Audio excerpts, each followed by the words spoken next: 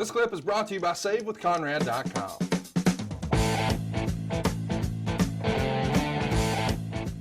So the Highlanders, Jim Duggan and Eugene, beat the Spirit Squad in an eight-man tag match to make the Highlanders the number one contender for the tag titles. Why don't you think the Highlanders worked out in the long run? I just don't think that they were... Was it a victim of bad gimmicks? I mean, could those guys have been successful in another persona? But that was their persona. That was their idea. That was how they lived their lives. I remember them coming to do enhancement work and wearing the kilts. And I mean, that's who they were. But they were probably doing that to stand out, right? I mean, do you think they're running down the Kroger wearing it? Yeah. Okay. Yeah, what's wrong with that? Don't get hot about it.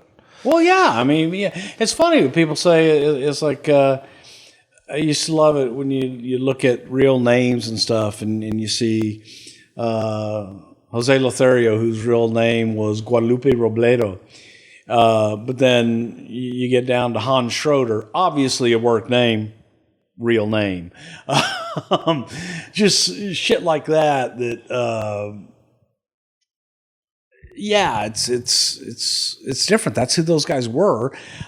So trying to amp it up, and I don't know that there was any real amping it up beyond what it was. And maybe the audience just didn't feel that it rang true to them, something that they couldn't relate to because they weren't playing a part. It's who they were.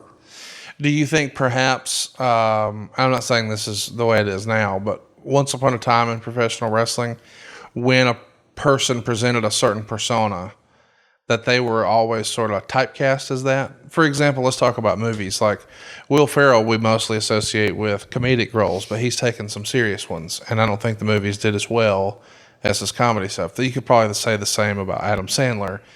Guys, moviegoers want them to be funny, and then they don't really get an opportunity to do the other stuff, and when they do, people just don't embrace it. Do you think that could be the case with people who were writing wrestling? Like, well, no, we can't do that because he's a this guy or a that guy. I think it's with anything, yeah, with any entertainment, because you look at it, Tom Hanks. Tom Hanks was a comedian for years.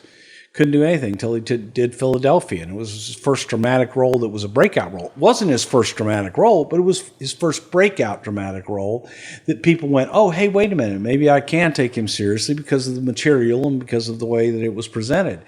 But still, people wanted to laugh at Tom Hanks. So their first perception was him as a comedian. So when you're looking at your first perception with talent, yeah, I think that does stick with you for quite a while and takes an awful lot before people will look at you otherwise. Mike McCord was never... Yeah, it's another interesting case study because I'm going to get hate mail on this one. But Mike McCord, Austin Idol. You know, Mike McCord was a name in the South and a name in New York City, worked with Pedro in the Garden and things like that. Good hand, decent. All of a sudden, after Mike left and had the plane accident with Gary Hart and the one where Bobby Shane lost his life and Buddy Colt was injured as well, but Mike reinvented himself completely as Austin Idol.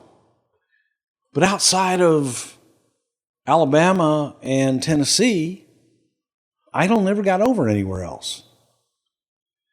And I asked, a long time ago, to Vince, I'm going back many, many years because I was thinking of, this in the late 80s. Right. Okay. I was like, hey, man, what about Austin Idol? He goes, yeah, barely got over as Mike McCord. No interest.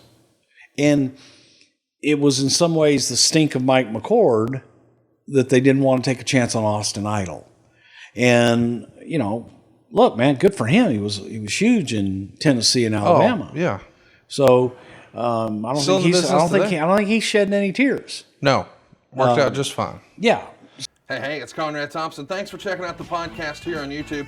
Be sure to hit the subscribe button and the notifications bell so you get a notice anytime we upload some new content. And go save yourself some money right now. If you're in a 30-year loan or you have credit card debt, it's not a matter of if I can save you money. It's a matter of how much. Find out right now for free at SaveWithConrad.com.